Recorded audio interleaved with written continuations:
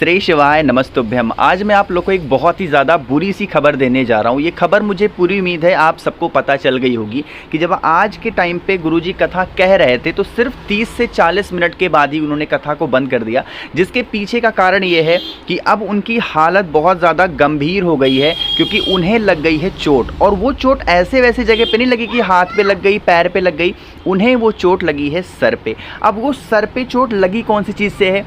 आपको पता है कि हर साल सीहोर में गुरुजी महादेव होली के नाम से होली को खेलते हैं ना, जो कि सभी जनता लोगों के बीच में, सीहोर की जनता के बीच में गुरुजी होली के पर्व को मनाते हैं। लेकिन इस बार ऐसा एक धोखा सा हो गया। हो सकता है इसमें कोई भी ऐसा इंसान हो जो दुश्मनी निकालना चाहता हो और उसने ये हरकत, बहुत ही गंदी सी हरकत, बहुत ही, जिसको मैं एक आम बोलचाल की भाषा में कहूँ कि एक नीच हरकत उस इंसान ने की। कि उसने क्या किया, जब गुरुजी जब भी उनके ऊपर कोई गुलाल फेंकता है ना तो वो आराम से स्वीकार करते हैं उस चीज़ को। लेकिन इस बार उस इंसान ने गुलाल के साथ ही नारियल फेंक दिया, जिसको गुरुजी इन्होंने समझा कि ये गुलाल ही होगा, बड़ा सा आ रहा है। तो ऐसा कोई उन्होंने रिएक्शन नहीं दिया, सीधा वो नारियल जा कर के उनके सर पे लगा। और जब सर पे लगा तो जो ब्लड था वो जम गया और उनके सर के अंदर, यानी कि जिसको बोलते हैं ना अंदरूनी बीमारी, वो अंदरूनी जख्म उनके सर में लग गया। और जिसके कारण से गुरुजी अब इस टाइम पे महादेव की होली को उसी टाइम पे छोड़ दिए थे और अपने घर को गए थे। और घर पे जाने के बाद जब डॉक्टर के पास गए तो डॉक्टर ने उन्हें बिल्कुल सलाह ही नहीं दिया कि अब आगे आप कथा कहिए।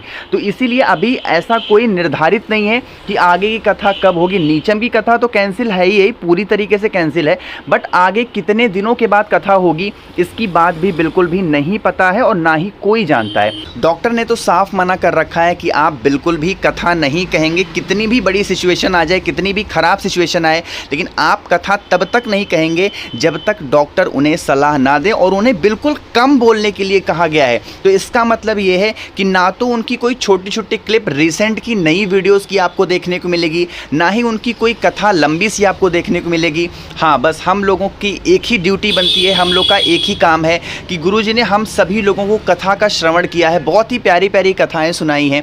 तो हम लोग का एक काम है कि हम लोग आज से जब भी जल चढ़ाएंगे महादेव से यही कामना करेंगे कि हमारे पूज्य गुरुजी जल्दी से ठीक हो जाएं, क्योंकि जब वो ठीक होंगे तो हमें नई नई कथाएं सुनने को मिलेंगी।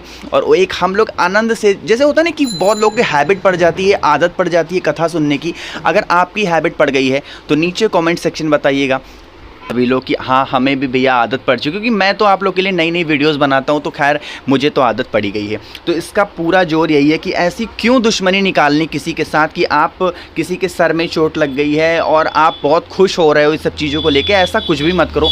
आप किसी से, मैं देखो हर वीडियोज़ में बोलता हूँ, आप किसी से जलो बिल्कुल भी नहीं, ठीक है। आप जबकि उनसे आप सीखने की कोशिश करो, क्योंकि जब आप सीखोगे तो आप आगे बढ़ोगे। लेकिन काफ़ी लोग अब इस टाइम पे गुरुजी से जलने लगे हैं, चाहे वो सनातन विरोधी हों या फिर जो भी हों, बहुत जलते हैं। तो ऐसा जलना बंद करिए। और हम सबकी ड्यूटी बनती है कि हम लोग अब से जब भी पूजा करेंगे महादेव की तो यही प्रार्थना करेंगे कि हमारे गुरुजी को महादेव जल्दी से ठीक कर दें, जिससे हम लोग नई नई कथाओं को सुन पाएँ। जैसे ऐसी कोई भी अपडेट मुझे आती है गुरुजी के बारे में, मैं आपको बताऊँगा ज़रूर। उसके लिए चैनल को सब्सक्राइब करिएगा ताकि चीज़ें आपको बहुत ही जल्दी से आपके वीडियोज़ के माध्यम से आपको मिल पाएँ, ठीक है। श्री शिवाय नमस्तुभ्यम।